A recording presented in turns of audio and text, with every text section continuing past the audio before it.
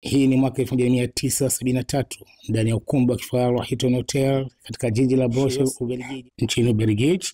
Dunia nzima ilishuhudia tukio la kipekee, siku ya kuzaliwa ya Malie Antony Mobutu, mke wa rais wa Zaire Mobutu Sese Seko. Wageni wa heshima walikusanyika kutoka mataifa mbalimbali, vinywaji vikali vilimiminika. Mobutu Sese Seko Ikambo ebandaka bakoko na zai Opesanda kisana banae Citoyenne mama Mobutu Akokisi bambula tukubisato Na mibale tokembisa ye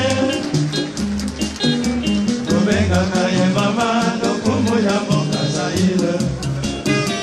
Ule haukuwa kawaida, ulikuwa ni ishara ya enzi za kifahari, nguvu na fahari ya Kiafrika.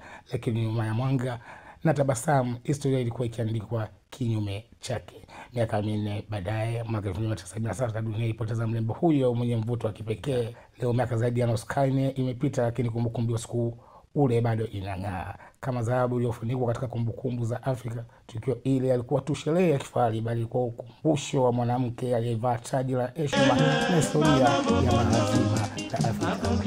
Ni kubwa na umedia historia ya Afrika.